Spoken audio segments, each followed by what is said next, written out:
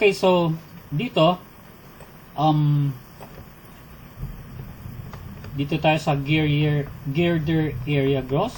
So under metric, equal sign, click, i-link mo lang dyan. Ayan, 699,998.6 millimeter square. And then YB, that is mamaya dito muna tayo sa Y sub T equal to, and then i-link mo dyan sa 904. And then yung neutral axis from bottom, that is simply ito, no? D1 minus YT. Okay, ito na tayo. So that is D1, ito, girder height.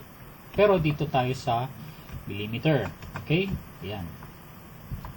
1828.8 minus YT, yung 904. Tapos, itong gross moment of inertia, dito lang sa total, IXG. Yan. And then, top section modulus, that is S sub T equal to IXG divided by YT. Okay, yan. So, that is equal to IXG divided by YT. Yan, si 904. Tapos, bottom section modulus S sub B is equal to IXG over YB. Okay, equal to IXG divided by YB. And then, check natin kung tama yung ating computation. So, ito yung English. Note na ang area gross is millimeter squared. So we simply have to divide this by, or convert this to inch. So magiging 1085. Ito naman, convert this to millimeter, or divide this by 25.4. Ito, millimeter. And then, ito, divide mo siya ng 25.4 raised to the 4. Ito, divided by 25.4 raised to the cube. Things like that. So let's compare. Remember, this is type 6. So, dito tayo sa AASH to. Okay, type 6, you have area 1085. Ayan, so tama. Tapos, Y bottom 36.38. Ito siya, Y bottom. So, tama. And then, next, you have moment of inertia 733,320. Ito siya. Okay, so tumama. And then, hindi ko na kinompute yung weight kips per foot kasi metric tayo. Okay, guys. Next is, this is just a part of your quiz, which happens to be like this. Yan. So, bibigyan ko kayo ng group work. No? Bibigyan ko kayo ng group work. Maglalagay ako ng mga properties. Ito. And then,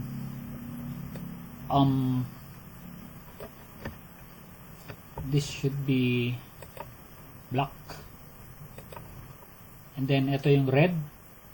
Bibigyan ko kayo rin yan. And then, ito ang output ninyo. Basic section properties.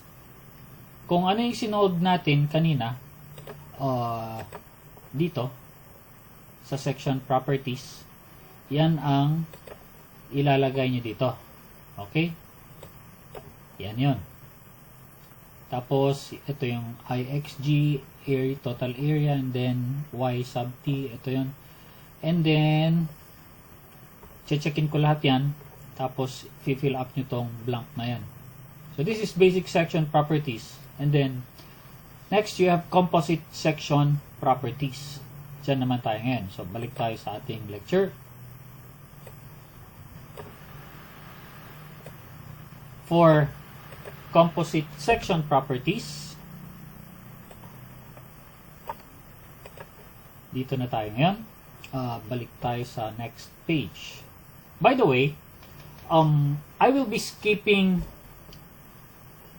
type 1 to 4. Yung procedure ng type 1 to 4, in a sense, is similar to type 5 to 6. Nagkaiba lang ng konti dito sa mga dimensions. So we have distance from neutral axis, distance from top section, bottom section, modulus. And then, punta na tayo ngayon sa transformed section properties. So let's go to composite or transformed section properties. First, we have the effective flange with B sub E. This is the minimum of these three conditions. You have the girder this spacing G, then the span all over 4, and then 12 times thickness of slab plus HTW. You get the minimum of these three. So ito yon. Okay, so let's say this is minimum of your G. Nasaan si G? Ito siya.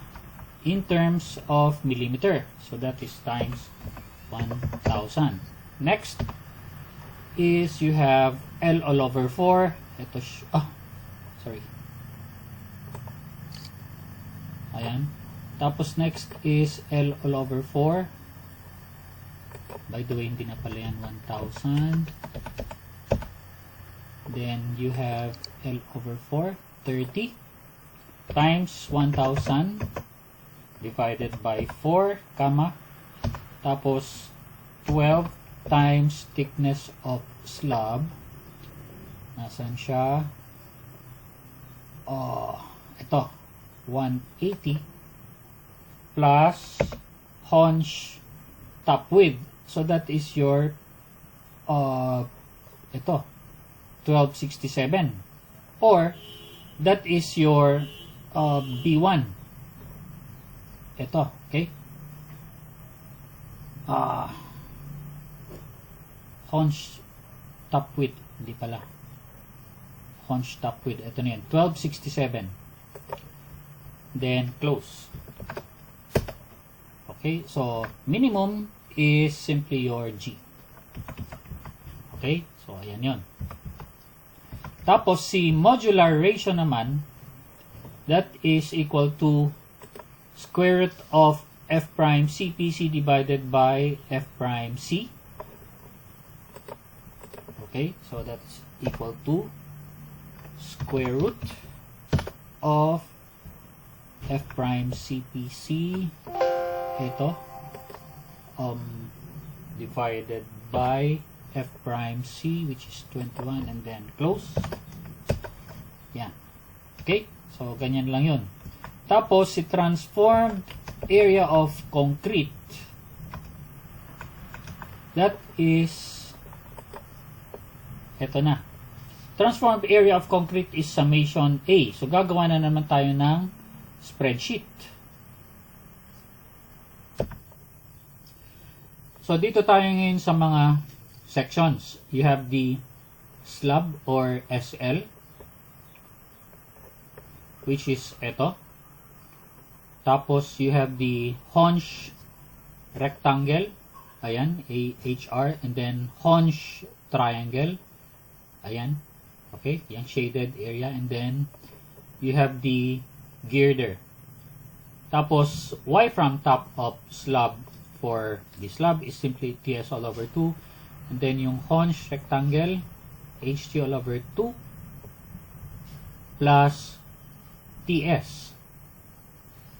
And then haunch triangle, HT all over 3 plus TS, and finally the area gross. Notice na itong slab, SL, haunch rectangle, haunch triangle, divided by N, di ba? For the slab, that is simply effective with BE, okay? This is defined by BE, multiplied by TS divided by N. And your N, that is your modular ratio. Ganon din sa hunch. You divide this by n, ganun din sa hunch triangle, divided by n. Except the area gross. Pagdating dito sa y from top of slab, this is simply the location of the centroid from the top. You don't need to divide this by n. Pero pagdating sa modular or pagdating sa moment of inertia per area, you also divide this by n. Okay? And then dito naman sa girder, this is now your area gross. This is simply a link dito sa sinolve natin kanina. Yan. Okay? And then, let's do this in Excel. Transformed area, this is now a link, N99. Ito yun. Yan.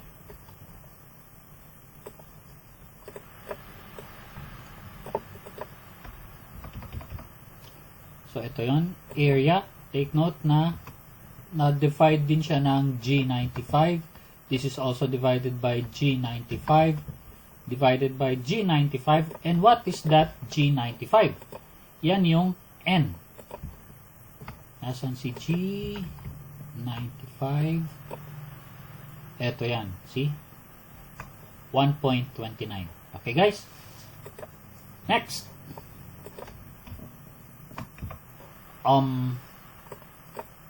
Yung equation naman ng y from top, 90, 230, 213.33, tapos 1184.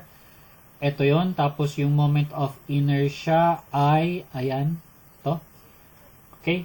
Take note na nag-insert na naman ako dito ng column that is AY. This is the product of area and your capital Y. Okay? Tapos, tinotal ko ulit yung area Y. Tinotal ko ulit itong area para makuha ko ulit yung distance of NA from top of slab. And then, the same procedure dito sa basic section properties, di ba? I-nad natin si I plus AD square. Yan, see? And then, kapag itotal mo yan, yan yung I sub C. Hindi na yan gross moment of inertia, kundi yan yung transformed section moment of inertia. Then, ito na yung distance of neutral axis. That is AY divided by A. Okay? Now, let's check the link.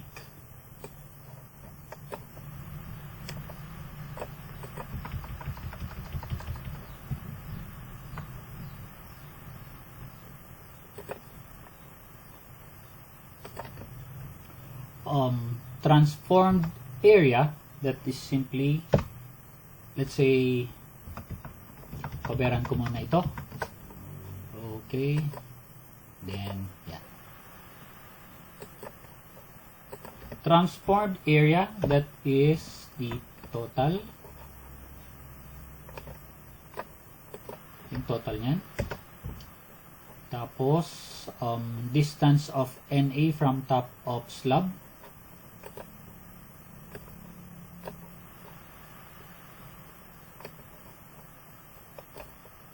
Okay, that is equal to total AY divided by total A. Okay, so ayan, 773, tama. And that is Y TC prime. Click mo lang dyan, link mo dyan. Tapos, distance of NA from top of girder.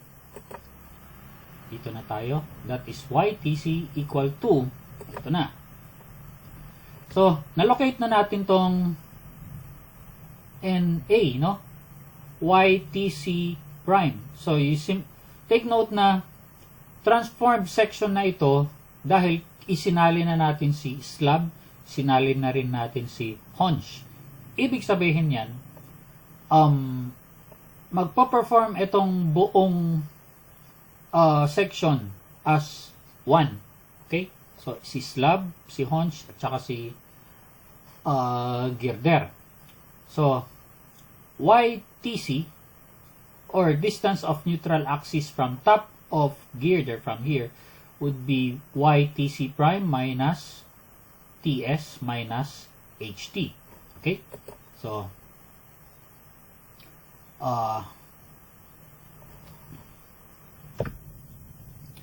YTC is equal to YTC prime minus TS. Asa na si TS? Take note, that is millimeter. Thickness of slab, ito 180. Minus haunch thickness, 100. Ayan. Okay, so 493. And then distance of NA from bottom, that is D1 plus TS plus HT minus YTC prime. Okay, or yan yung Y bottom chord. So, D1, that is the overall height of girder, plus HT plus TS. Okay, yan yun, minus YTC prime. Okay, so equal to D1, nasan si D1? Ito, 1828, plus TS, nasan si TS?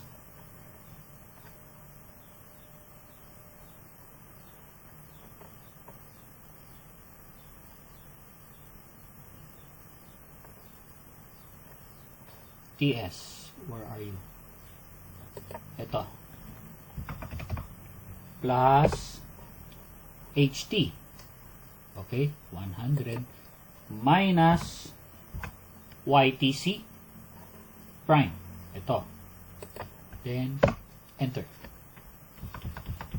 And then we have the transformed moment of inertia.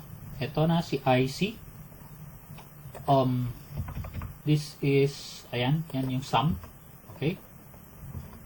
So, equal sign and then click mo lang yan.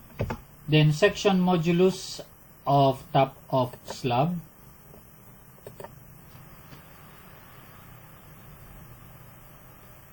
Dito na tayo. Okay?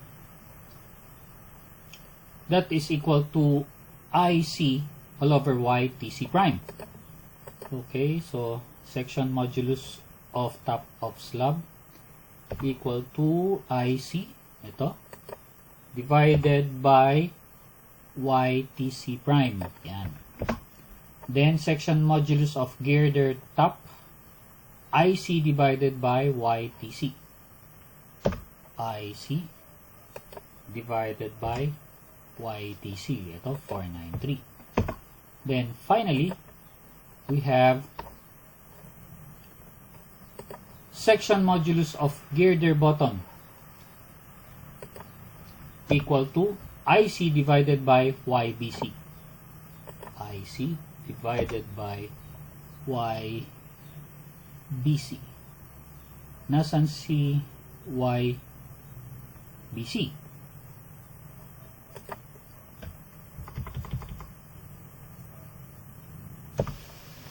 And then, section modulus of top of slab, section modulus of top of slab, that is STC prime. That is equal to moment of inertia transformed IC divided by YTC prime. Okay, divided by YTC prime. Next, you have STC, section modulus of girder top. Ito na tayo. That is equal to IC divided by YTC. Okay, so ito yon. And then, section modulus of girder bottom equal to IC divided by YBC. Yan. And then, para matanggal yung sharp na yan, palakin mo lang yun. Tapos, let us uncover.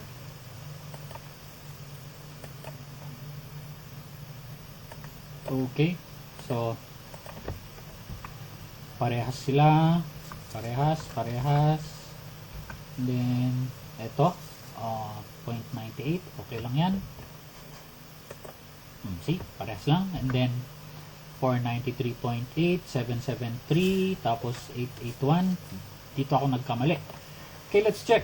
Ayun. AY ang clinic ko. Dapat yung area total. Okay, so ayan. Parehas na siya. So, delete ko na yan. Ito ngayon yung composite section properties. Yan ang ilalagay mo dito sa magiging quiz ninyo.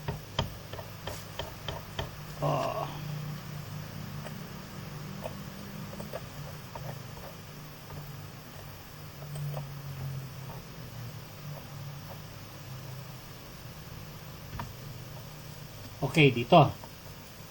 Yan, composite section properties.